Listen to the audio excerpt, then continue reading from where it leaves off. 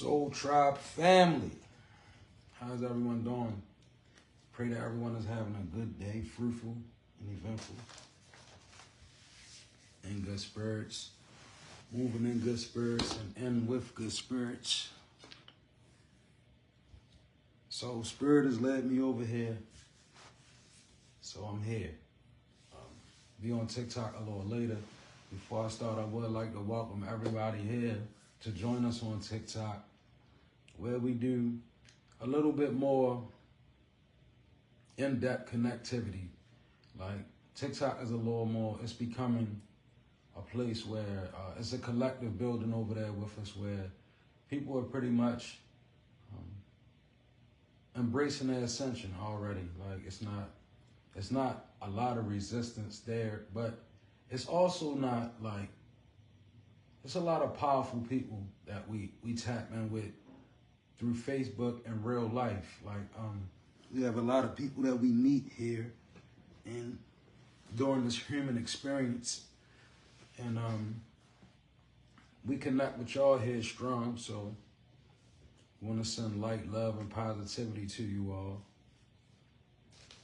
As I'm being here, I have some downloads, and Spirit is leading me to do an ancestral energy check-in, which I'm going to do at the end.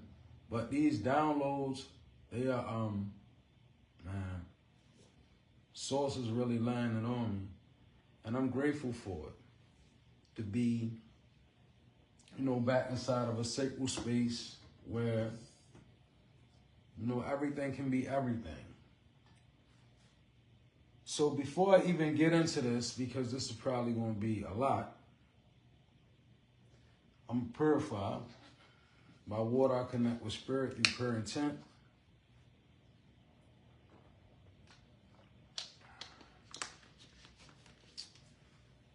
Cool.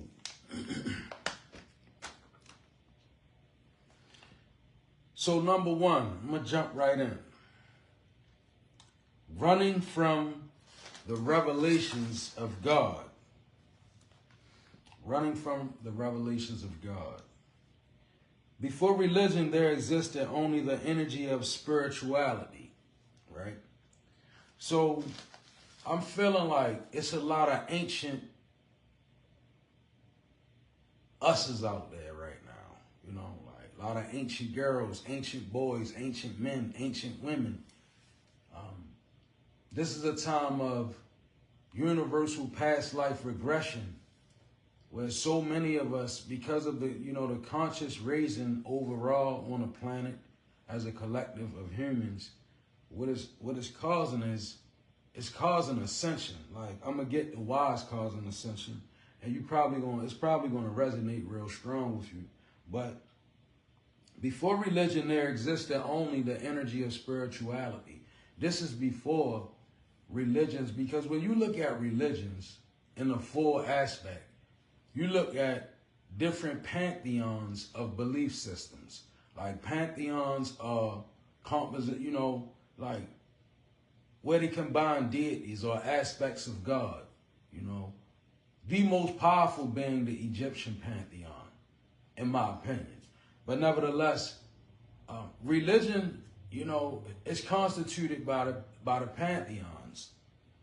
Before the pantheons, there was still spirituality. Like, in other words, before people began naming gods and naming this and naming that, it was always the energy of spirituality was what we existed with. And I feel that the divine is bringing us back to that energy. In that energy, you find a oneness and a universal accordance. Like, even the way they treated nature, like it was an agreement about certain things before religion came about. Men agreed, you know, it was more harmonious on the whole earth at large. Like this rock we live on, it was a harmonious place at one time. Far more than you could comprehend, things were together. Like it wasn't so much apartness about beliefs in God, so to speak. You know, Also, I feel Spirit is wanting me to say this. Due to so much past life regression activity, and due to so many people going through ascension, it's a lot of people who are effectively in the energy of being multi-dimensional. Like, you're a multi-dimensional being. What does that mean? That means that when you begin to embrace metaphysical energy about yourself and your soul, right? Once you begin to tap into your soul, it brings you into the past you, the present you, as well as the future you. When all of these energies combine, you living in what's called a multi-dimensional reality in the most literal sense. See, things about you, they'll begin to change, right? Your appearance going to change. A lot of different, your smell going to change, like your correlation to nature and animals, it begins to change as you step into this energy. It's past life regressive energy. I'm going to define it a little bit more as I go on. But in this energy, the ancestors begin to unlock Akashic records. This is the energy that you have to obtain, right? Why does all this happen? Okay, I'm going to kind of slow it down and get to it. So, when you become a person that can embrace the fact that you are a soul has a brain, right? Of course, you know about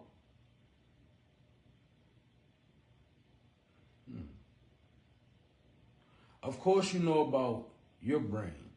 I'm talking about the brain that your soul has, your mind, right? Now, when your Akashic records become accessible to you, it's only because you're in the energy of embracing the fact that you are a multi-dimensional being. And this puts your mind in a place where you can process what the ancestors are going to begin to give you. See, that's your Akashic record. Akashic record is basically the records of your soul. Like, Akashic records are the recordings of your soul's mind. That's how I wrote it down. Spirit gave it to me like that.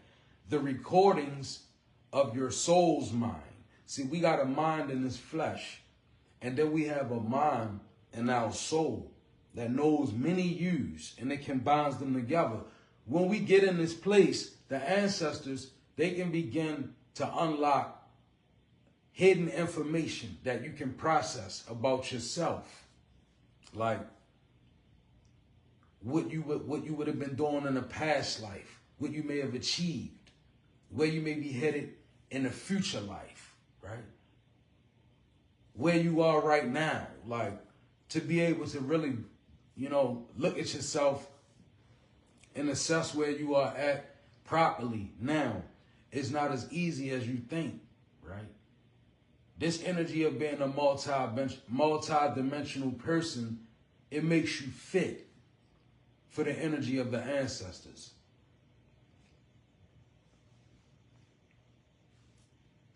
Number 2, it's becoming increasingly harder to stand and resist spirituality without moving into devil's energy.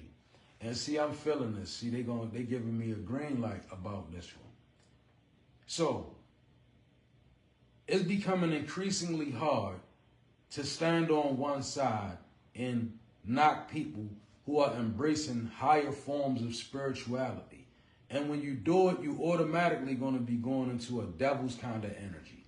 It's because the hand of God is clearly moving the conscious level. The consciousness level of people is being elevated and bumped up. The whole world is becoming more enlightened. So with this happening, it's not that men are seeking to be wise, right? It doesn't even have to be that. It's a collective conscious thing. Like, it's like, we have been believing in a lot of things that don't necessarily have nothing to do with God, many of us, our whole lives. Well, it's coming to a place now where the realest reality is befalling us. Like, And that's the reality where we embrace the fact that our ancestors are present with us here. As you begin to do that, it becomes increasingly harder for people to stand against you without appearing to be the devil themselves. See, you got to realize, like, devil's energy is very tricky. Like, a person can be in this kind of energy and really convince themselves that, like, you know, like, oh, no, I'm standing for what's right. No, when you begin to accuse anybody of anything, you are already in devil's energy, right? So we want to be careful about being that person, of course, and being affected by those type of energies, right? It's a real thick kind of fog, right? I'm put these Palo Santo chips on here. So I wrote that I would be going live at 8 p.m. I definitely feel attacks. I definitely feel them. And it was a fly, right? It died. One of those green flies. It just flew over and it just died, right? It fell. I picked it up and stuck it in this cup, right?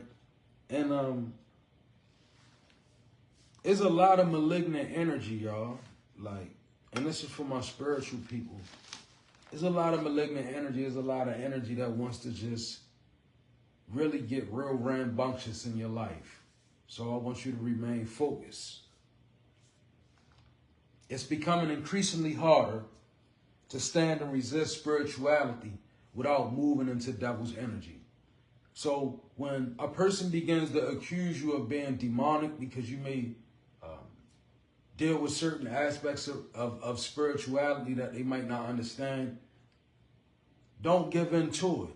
And begin to understand what and who the energy of the devil really is. Because a lot of us, we be dissuaded by different things, and it's not really nothing complicated.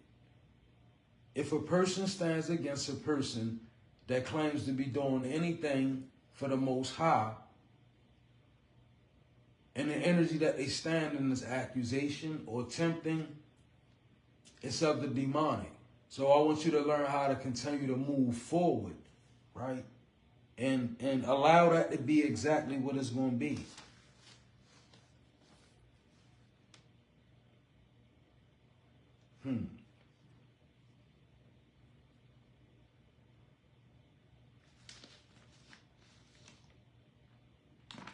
Dark is not evil.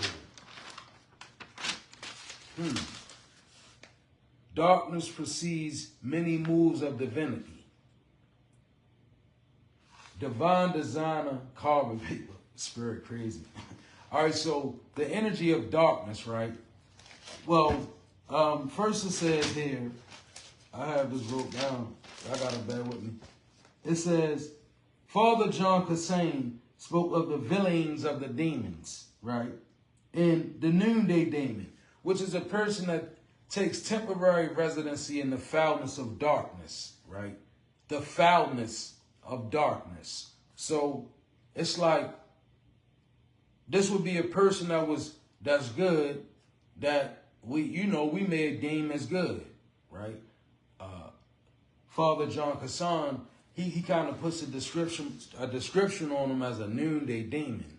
And it's kind of funny to me, actually, because it's like a person that is ordained to be good, probably done good before many people, but at some point chooses to reside in the temporary foulness of the darkness, right? Lies, deceit, many different things. Now, darkness is not evil. So this person wants to dwell in the foulness of the darkness. It's a different type of level. See, darkness is not necessarily an evil. I feel the divine is wanting us to begin to look at things from a right perspective. Because when you look at dark as being evil, you begin to associate everything, even down to colors, dark colors, with being an evil force. And it's not that. Now, a noonday demon, right? This is the personality that we deal with. It was described by Father John Gassan, and it was a beautiful description when you look into it, because the noonday demon would be a person that our whole lives we deem them to be good, right? Or godly, so to speak. But at some point, this person, they take on the residency in the foulness of darkness. So they essentially become one big old hypocrisy to us, right? This is speaking of that personality. So this has got to be an energy that we deal with, right? As a collective, it has to be somebody in your life like that. When you really look around, and it's because people begin to fall victim to what's known as the villains of the demons. They're brought on by stress, disorders of stress. Like, that's why the Bible says not to be slowful. Slowful is one who succumbs to the stress. See, stress leads to being distressed. It will be considered the energy of a sin. That's wild, right? That's true. Like, because the way you combat stress is really plugging in with source. The more you tap in with source, it's an automatic stress reliever. Stress can't push past that energy. That energy is transformative. See, it's multidimensional, first of all. It means, like, when I say multidimensional and being tapped in this way, this is the ability to access power within you from a stronger you that you're in touch with. Like, many of us were great people in the past life. This what leads us to tapping in this life. See, it's like a magnet. This ain't just any old body, right? This ain't gonna resonate with any old body, right? This is for a specific type of person. When it comes to things of a spiritual nature or different oddities about that, it's a magnetic pull that's always been in you, right? So as you begin to draw closer to ascension, that's your connectivity point. It's like you begin to notice things that was always there, right? About yourself. It's like, why am I drawn to that? Wow, okay. Like, you may find out where your people's from. It could be any different thing, right? But it's different things that you'll find. It's from a past version of you. So this connectivity, as it begins to increase, it makes you multidimensional. That's called being tapped in. It's like, it's all, like I said, it's almost like used to being weak in an area. Like, say how we live, all of us have our weaknesses, of course. Now, say you have something that you used to being weak to. Now, all of a sudden, when you begin to tap in and you ascend, you're able to deal with it very easy. But you know that the energy is not something that you necessarily knew was there. But as you begin to use it, you know it's a part of you. It refines you. It's called, that's what ascension is really about. Back to this noonday demon energy that everybody is probably being confronted with. So the best way to combat this is to first begin to reverse our perception of darkness, right? This is what God gave me. Darkness precedes many moves of divinity, which is true. Like, when you think about a flood, Epic of Gilgamesh, Noah's flood, of course, if the water rose that high, it created darkness. It speaks about darkness in the beginning of the creation. In Genesis, it speaks about, the Spirit of God hovering in the darkness, or it speaks of God bringing forth things out of darkness. So Spirit says, a divine design of carbon paper, right? It's like the divine designs life in a place that's considered to be darkness. When we begin to relegate darkness to being evil, what we begin to do is become judgmental, and we begin to misunderstand ourselves. So our spirituality and our relationship to God, it be very immature. Like, we'll do things like, we'll say, well, I'm not going to curse.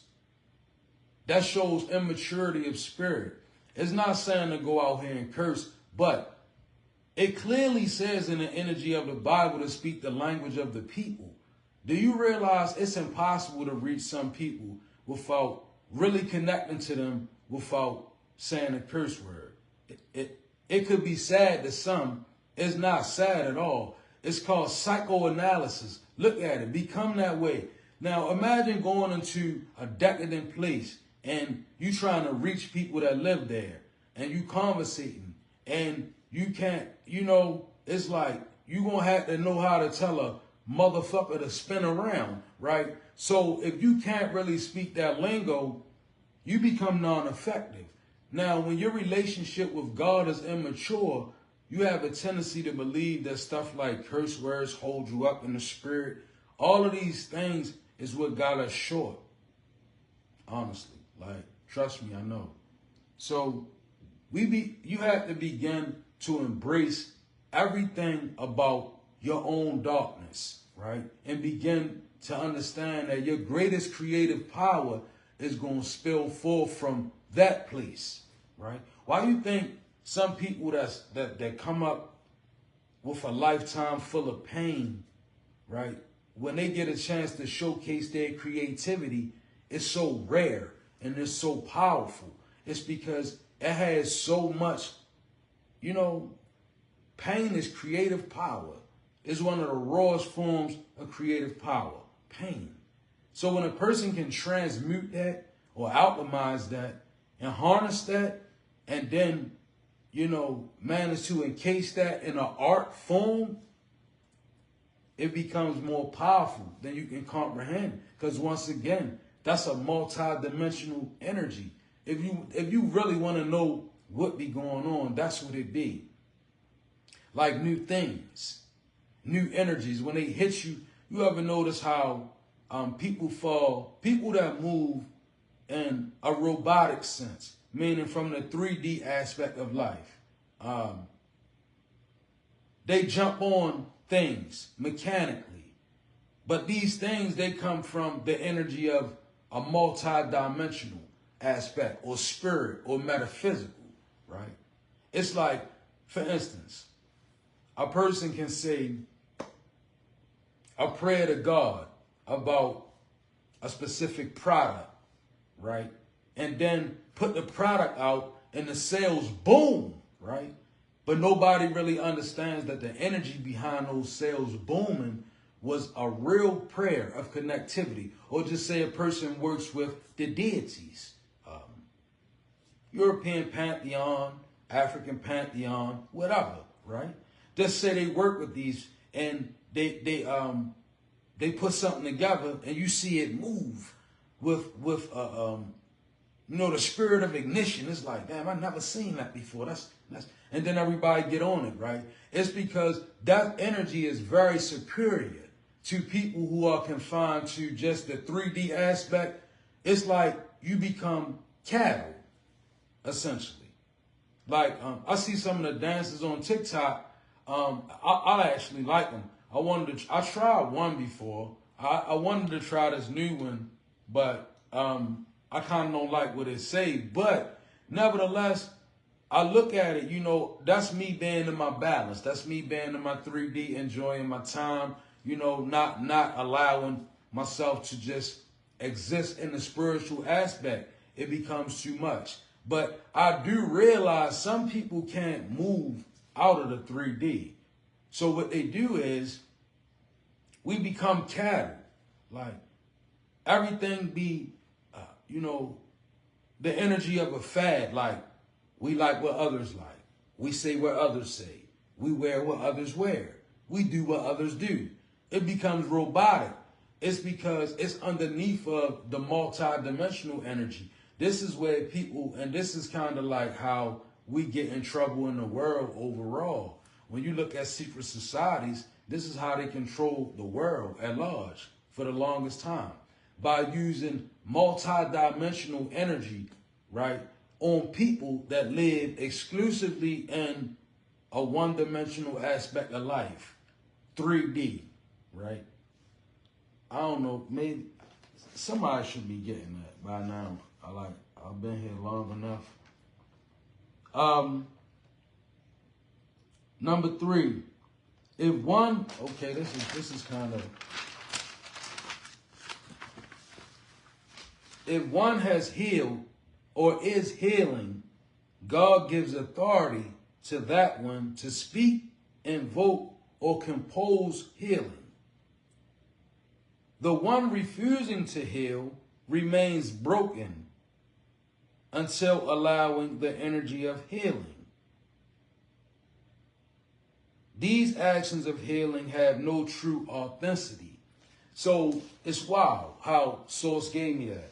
So if you're a person and it's some areas that you've healed in, or some areas that the energy of healing is working with you in, right? This gives you the authority to speak about healing, to even invoke or compose healing. Because sometimes you can really compose healing. Like you put somebody together or you put yourself together, right?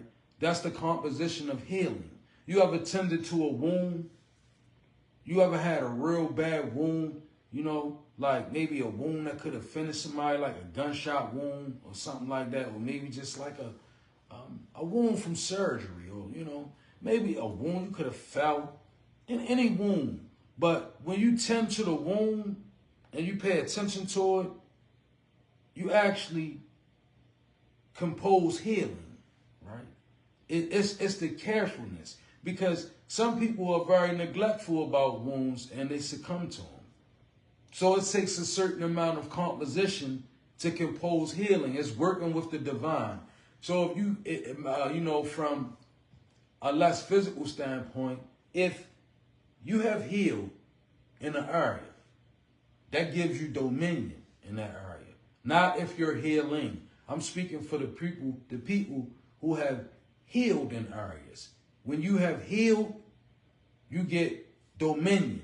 That means that you can go right back in that area and help anybody that needs to be healed, because you already healed. When you healing, it doesn't give you dominion, but it gives you the authority, right? Because the energy of healing is with you. And I feel that this is important because a lot of us take advice and we listen to people who speak to us from broken places. It's not good for you. Because if I'm a person that need healing and my conversation is with people who broken, I'm gonna be running in circular fashion, period. If that, I might not even be running in a circle. I could not quite possibly not even be moving. Because if a person is broken, they don't have the authority to speak healing because they haven't allowed healing. You have to allow healing, right? And don't be dismayed, because there's a lot of people that use money to cover up wounds, and they begin to speak, and you be thinking that they healed because, you know, they got the designer on or they got the money, and they be as broken as they come. So learn to see behind what people stand in front of them. Like if somebody sets something in front of you and they're able to fool you because you can't see beyond it, you can't then forth blame God. You got to blame yourself. That part also comes with knowing and studying the darkness. See, the more you really study your own darkness, the more you'll be able to see in the dark, so to speak. Because if somebody's able to set something in front of themselves and you can't see beyond it, that means you can't see very well in the dark. But, yeah, begin to kind of screen what people are saying to you. Kind of study and see, you know, because I'm going to tell you the truth. Thank you, Spirit. It's nothing like getting advice from people who have healed, right? I can tell you in my life, when I used to run around in the streets or whatever, I used to always look for, you know, older guys to get advice from that really went through the ringer, though. Like, I'm talking about the ones that probably used to get high and then they cleaned up and they started getting money. because they always had a dominion. Like, it's like they spilt wisdom out of them because they was able to overcome that amount of adversity, right? So I was careful. I might not have known the best of things to do, but I was smart enough to know that if a person was getting high and they stopped getting high and they really getting money off of in that lane, then I should be listening to what they have to say. So that first I don't run into what caught them, you know, and then because they have a dominion, they can tell you exactly, you know, what's going on. And I know that may be odd for some, but if you let it resonate, it could just fit in your aspect of living so well, right? And it's all boiling down to beginning to embrace the advice that people give you who heal and reject the conversation or the energy of people that keep speaking to you that's broken. They giving you the wrong way. Like, that's not the right direction. And it doesn't care. It doesn't matter whether they come, you know, they could be in a suit and tie. They could be a therapist. They could be a father figure. They could be a pastor. They could be an imam. They could be, it doesn't really matter, right? Many broken people hide behind many different titles and facades and goofiness, right? It's all really about studying the aspect of energy that you presented with and knowing what, you know who you talking to. Know who you, if you just, you know, imagine, thank you, Spirit. Imagine you getting in the dark side of yourself or the wrong aspect of thinking. And only thing you reach for is people that can identify with that. That energy is helping to destroy you. It's not, you know, because a lot of us, we do that and we do it in our own homes. You know, we get wrong. We get good and wrong in the way we view people, the way we view people about God, the way we review our, you know, we review our friendships, the way we begin to review every aspect over a bottle of liquor or wine and some company in our own home. Sometimes it really just derails the whole thing. Because it's like all of us are in a broken environment, right? And now we talking about areas that need to be healed with no authority for healing. It's like, you know, we can't, when we continue to exist in these type of energies, we can't really speak forth no progression for nobody. And that's the real deal. Because we still broken. It doesn't see the energy of the authority of healing. First of all, it says, I'm going to give it to you. It says, the person who won't allow the energy of healing, their actions of healing have no true authenticity, right? What is authenticity?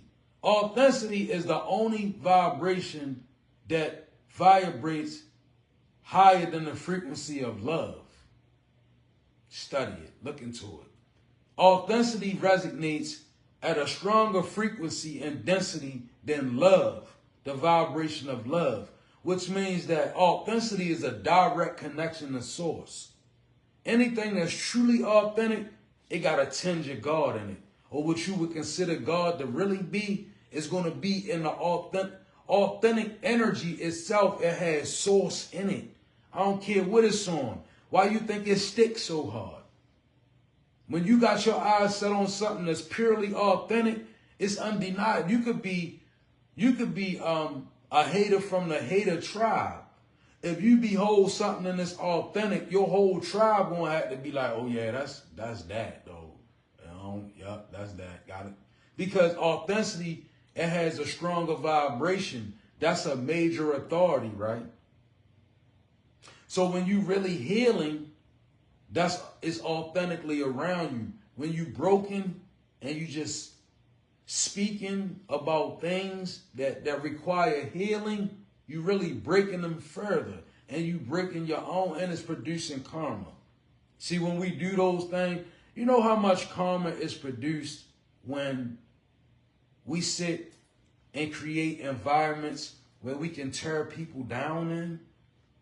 You know how much karma is created when we begin to reach levels of agreement with lies or people that sell false narratives? When we align with that, you bring forth, karma is a very strange substance, because when you agree, thank you, Spirit, when you agree with certain karmas, right, it could bring your results back quicker than the person who actually starts the negativity. It depends on where you stand with karma. It's like I'm going to jump and agree with somebody about something, and I don't know what karma has in store for me. So because I agree with that person, I keep hearing Martin Lawrence just came in my head in them shows when he be like, I'm getting ready to break you down, boy. I'm getting ready to take you down, boy. Like, you know, it's like you jump on somebody's karma, right? I mean, you agree with somebody, because that's jumping in their karma. And your karmic debt is at an end. So as soon as you jump in it get ready to take you down, boy, it's like we need to stay away from them energies, because like when you get at that karmic debt level, you should be trying to end that cycle so that you can really reestablish some new karma to really straighten things out in life. If you consistently stay on this path of brokenness, basically, right? In conversations where nobody's healed, right? Think about it. It's brokenness. It's conducive to being broken, right? Walking in, sitting down in an environment where people are really tearing people down, right? Make a way out of it. Number 4. Now, this is a personal download for me, because I had to use psychoanalytics on myself, right? I really study myself a lot, y'all, believe it or not. During my ascension, I really do, like, I'm very much focused on how I react to things, you know. So, yeah, I be having books like this around me, look, no lie. And this other one too. This is a great book. I met this author. His name is Joseph R. Robinson. He gave me this personally. I met him about 2 weeks ago. We were in passing, and he teaches yoga and breathing, right? Real good stuff. But when I met him, you know, I was like, we ran across each other, and he was writing, right? So I was like, you know, wow. And then he noticed something about me, and I was like, well, I'm a spirit medium. And then he automatically just like, he knew. It was as if it didn't require me to say a lot more than that. We just started talking. And then I didn't see him for like a week. So I saw him again, and he was like, I didn't get your name. Then we traded names. And then after that, I saw him again. And he had this for me, and he gave it to me. And it was a blessing, right? It's called One Half Breath at a Time with Breath-Centered Practices by Joseph R. Robinson, which was a good thing. But I keep these things around, and I like this because of psychoanalytics on self. It's a beautiful thing. So I'm going to tell y'all something that I came up with. And I was like, wow, we really do be damaged when I looked at it. It was a brother on my timeline. He's a chosen one. I don't really even know if he's aware of how powerful he really is. But he made a post earlier, and it said something to the effect of, we all need to heal our mindset, right? And you know, when I saw it, I felt the way when I saw it. So I gave myself some time, and I returned back to how did I really feel when I saw it. And you know what, it automatically pushed me into the energy of competition, right? And it made me look, y'all. It made me really look at myself in a way, and I know people, this can resonate with a lot of people, like particularly the strong ones, right? Do you know that we were given the energy of competition, right? We were taught how to compete from an unhealthy standpoint, right? Not only that, we were taught the energy of competition when we probably should have been given the energy of compassion. This is my divine masculines. Early on, compete. You know, we compete. But this is what the word compete means. To gain or win something by defeating or establishing superiority over others who are doing the same thing. Wow, right? Because that's destructive, y'all. I want you to really think about it. Like, we were given by, you know, the ones that were before us, we were given, and this is what we hand down, we were given an energy of competition from a destructive standpoint. You know, it brings me to mind when I look at Tank and I look at the way he fights, how brutal it is. But it's not surprising to me, because when you look at Penn North and you look at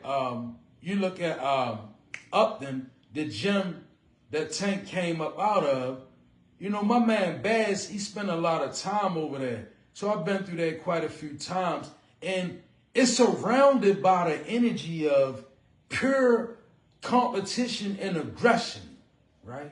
So I see him embody that in the ring, and I understand it. Like, I look at it like, it makes me wonder if anybody around his size will ever stand a chance. When you look at a person that come out of that gym, right, and made it the way he made it at, is a different thing. But nevertheless, it brings us back to this. When we begin to compete, we compete on so many levels that it becomes unhealthy, right? Like I said, when I seen the brothers post about healing the mindset, you know what I automatically thought? Man, I don't know about that, because you know I'll be working on healing my mindset. And it should have been the energy of connectivity when I saw it. It should have, my instant reaction should have been to connect with that, but it wasn't, right? And that's where the problem lies, because we begin to compete on every level in life, right? We begin to be destructive, even in our relationships, even in everything. We have a silent competition about everything, right? And competition, pin this. Did you know that competition is a condition? The activity or condition of competing. So that means that we programmed to compete. We stuck in a condition of competing. Even when we tell ourselves, I ain't competing with nobody but myself. If I'm competing with myself, that means I'm openly admitting that I have a struggle going on with I could be, that's like me saying, my lower self fighting my higher self willfully. That's not me encouraging myself to put my higher self in authority. If I'm competing with myself and I'm openly admitting that I'm in competition with myself, then I'm competing with everything in my life. You know the phrase, everybody, I ain't competing with nobody but myself, and we think it's slick.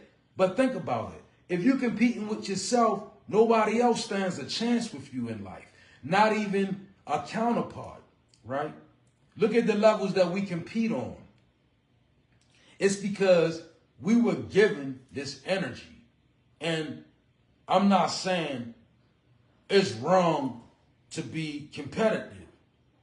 I'm not saying at all, but it's imbalanced to be competitive, particularly if you're not factoring in compassion. Because listen, them two C words, they go straight together. If I'm competing with everything, right, my compassion is not gonna resonate, even when it's there. Because I've learned, when a person is very competitive,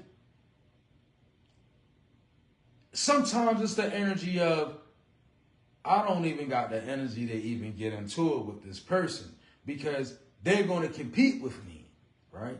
And trust me, I've been in that energy a lot. Sometimes to protect myself, sometimes just being very immature, sometimes not even just being aware that I'm that far in it, because once again, we've been given competition from the minds of unhealthy predecessors, man. Like when you look at the ones that came before us, look at what they gave us and look at what we do with it.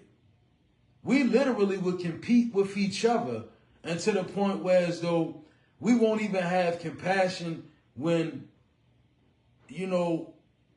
when our wins could be costing somebody something dear, and we won't even care because we that competitive. It's like, I'll unalive you to win on many levels. See, it becomes an imbalance there. So I feel like healing our mindset is very much needed. What the brother posted was very powerful, right?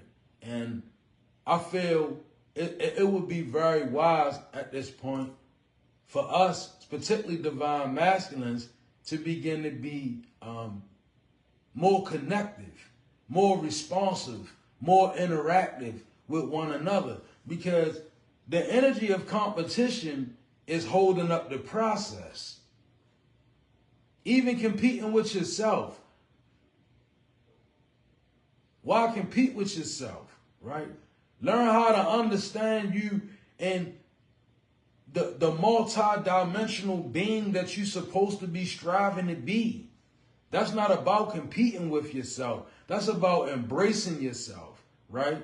I'm not saying the level of competition is not good. It is. But sometimes you got to realize you live in that energy so much and so long, you don't even really know the fine line between how to balance it out. I remember my biggest brother, he had his grandfather was very stern, right? He was very stern, man. Like, I used to see him. I'm Mr. JT. I'm going to just say that, right? Because I don't want to say nobody. But Mr. JT, he was a very stern man, right? And, I never seen him walk with the balance of connectivity. Meaning, like, I've never seen this guy hold a conversation where, he wasn't the authoritative. He was a very stern person. And it made me wonder, like, would I ever want to really live my life in a place where I'm so competitive that,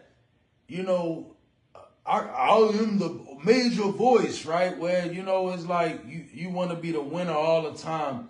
And then, you want to be known as the winner. But do you really want to walk in that energy? How about the energy that comes from walking in a loser energy where you're learning, right? Where you learning what it is to be humbled, right? See, everybody, great, you take a loss.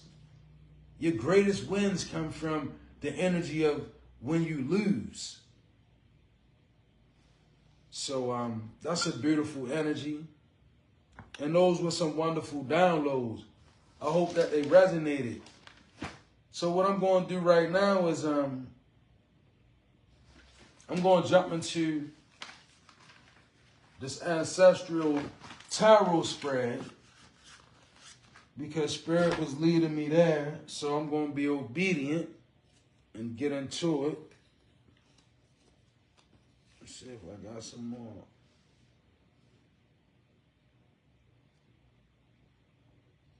Palo Santos.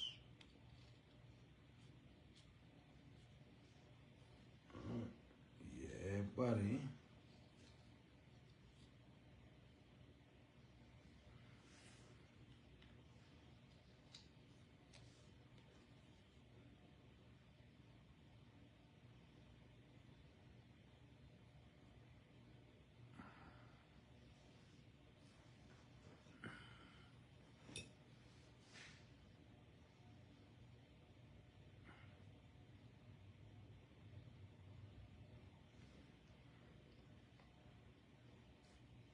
Okay, y'all. We tap right in real quick. Get out a 7-card spread. Ancestral reading.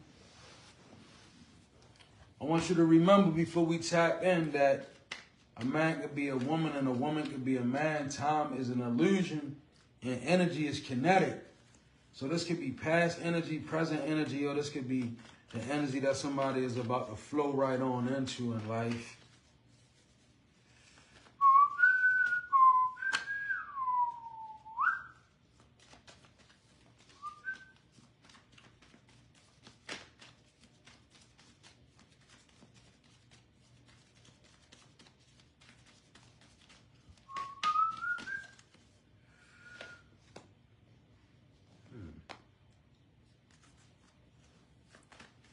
We got a star, came out in reverse.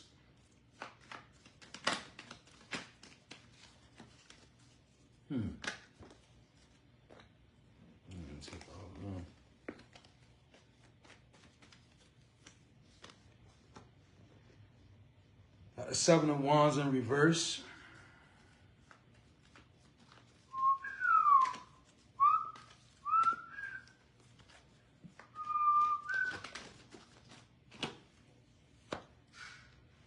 We got 7 of Cups in reverse.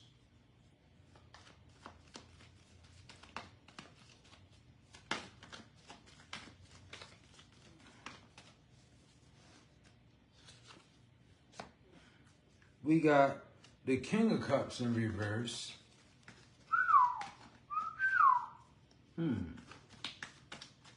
If I get one more reversal, if this card comes out in reverse, I'm going to read this spread upright. Okay. And it did. So what we're going to do, I feel that Spirit is wanting me to read this like this.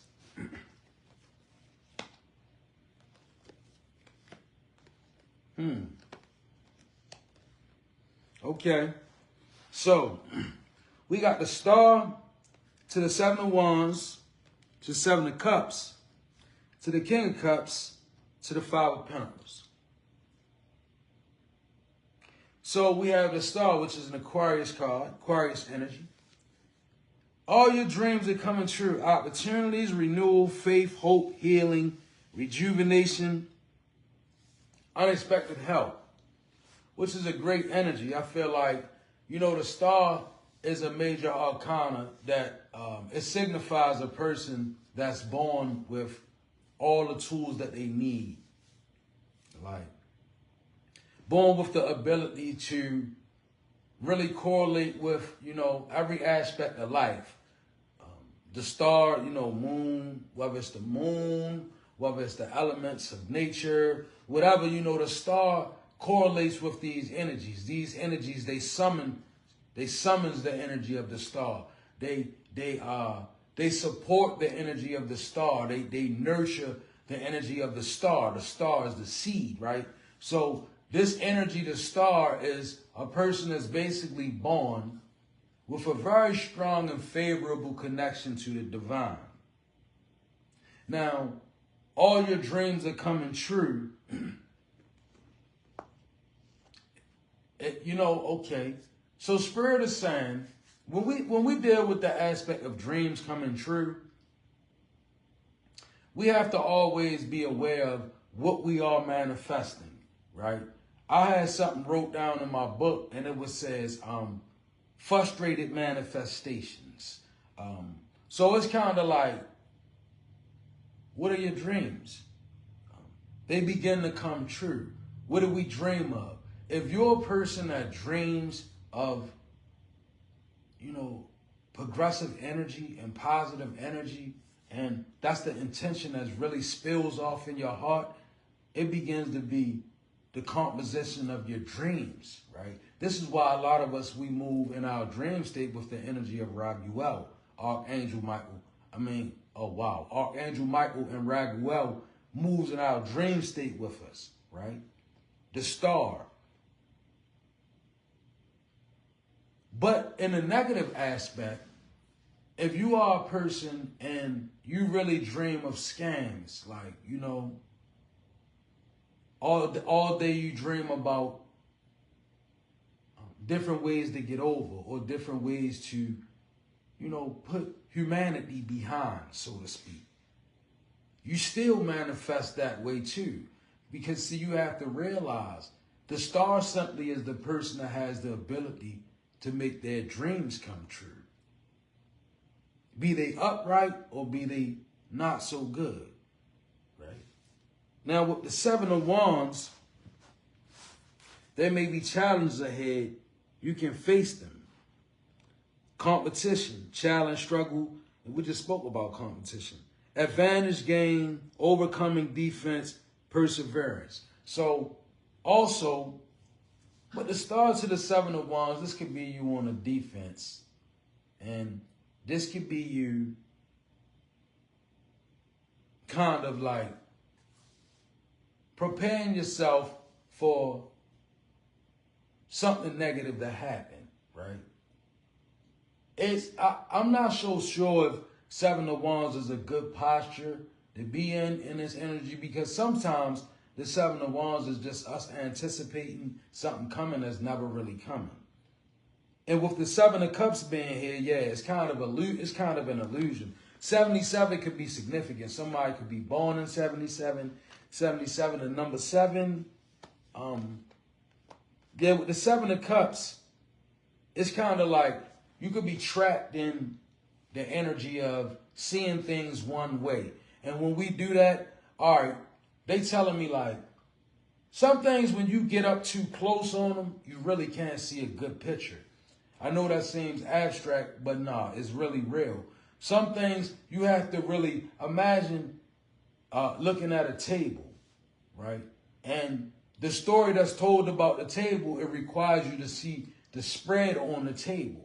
But imagine you up on the table and you looking at one piece of pie, right? And it could be a warning sign, but you can't see it because you're not really taking in the whole table. So with the Seven of Cups, it's kind of like the illusion could be right up in your face. It says, step back to gain perspective from everything. Or rather, step back from everything to gain perspective. So with the Seven of Cups type energy, present, daydreams, illusion, choices, fantasy, loss of control, escapism, promises unfulfilled. So see, yeah, the proximity of you are showing up in the energy of a person that is maybe fighting things that may not be there. Honestly, like, and it could be a need for you to step away from being so defensive, right? It's not because, like, the Seven of Wands, I'm not going to knock Seven of Wands energy, because we all need to have a certain amount of that with us. But when we on the Seven of Wands to the Seven of Cups, it's like, nah, you kind of like, you defending against ghosts, things that may not be there. These may be figments of your imagination. Even in a relationship, because I'm getting a person in a relationship right now. You could be in devil's energy with the accusations. The King of Cups. This is Scorpion energy. Support yourself before you can support others. Subtle, crafty, wisdom, fierce, nature with calm exterior. Considerate, balanced, generous. See, the King of Cups energy is like the perfect fathering energy. So this could be you, or this could be spirit kind of like trying to really push you into the King of Cups kind of energy. It's like the whole energy of it's like a tongue twister spirit that they sending. Like I could feel it. Like I'm a pretty good speaker, a pretty good breather, but for some odd reason, I feel my words being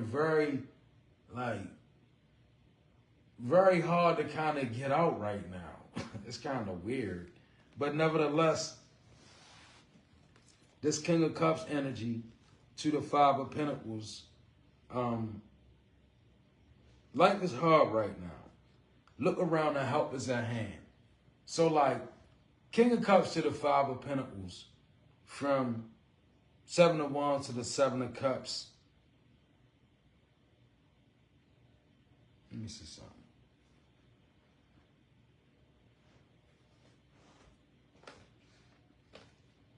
Let me do something real quick.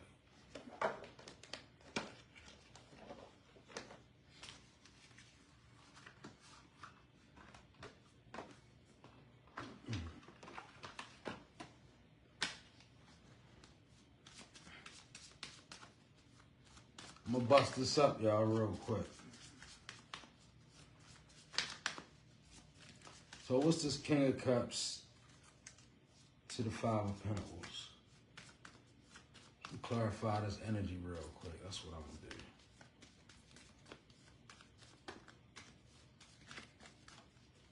So what we got?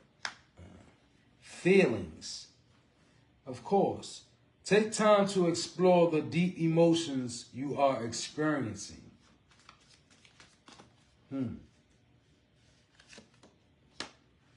Attract. The appeal of soul pairing goes beyond superficiality.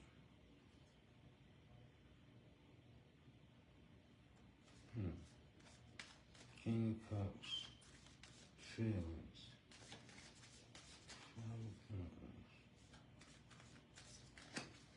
Right. Okay. Okay, so noteworthy things in the relationship.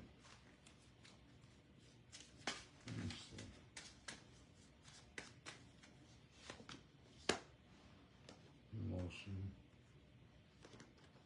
So you know what I'm getting from this reading?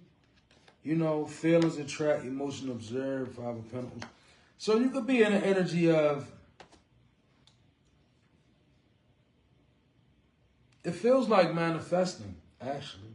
Because see, when you begin to manifest things, or you begin to bring things in fruition, you always going to be confronted by unexpected problems, unexpected tests, unexpected requirements. The divine is not going to give you a clear way to earn your keep.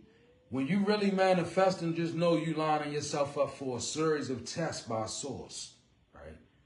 This is the sheer embodiment of manifestation. What it's made of.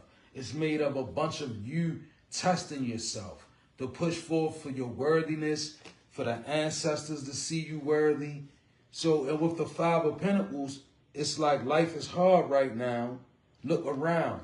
Help is at hand. I know it to be so. You know, when we in the energy of manifesting and you right in the crux, it always feels like it's hard. This is clarity, right? I'm bringing you clarity right now. So it's kind of like, pay attention to what's going on. You know, I know that your heart space right now, right? It's a lot of things going on. Enlightenment. True love. Surprise. Right? As I was saying, it's a lot of things going on in your heart space, whoever you are, right here. But it's also a lot of illusions in your head space. Seven of Cups, right? This is kind of like you really needing to gain a real centering, right? About what it is going on with you in life. Because you're the star. And the star is a master manifester, right? Aquarius energy. But the only thing about it, you have to be sure about what you calling in. I see strength at the bottom of the deck. So you're a very strong person. You have true love, emotion. Observe, notice all things, noteworthy things in your relationship. And see, this could be you needing to kind of like, instead of being on the defense, take the role of being observant, right? Because sometimes we look to go, you know, when we got that disillusionment, we start accusing people. We start looking for stuff that really not there, right? But when Spirit is saying observe, it's wanting you first to observe yourself. They saying, look at you and what it is that you do first, right? Instead of looking outward, go into the energy of true observation, because true observation, it starts at home. You can't look at, well, what they doing or well, what they saying, or it can't be the energy of this person is able to make me feel this way. I feel Spirit is wanting you to rise above that into a place of clarity and begin to understand that nobody can make you feel anyway.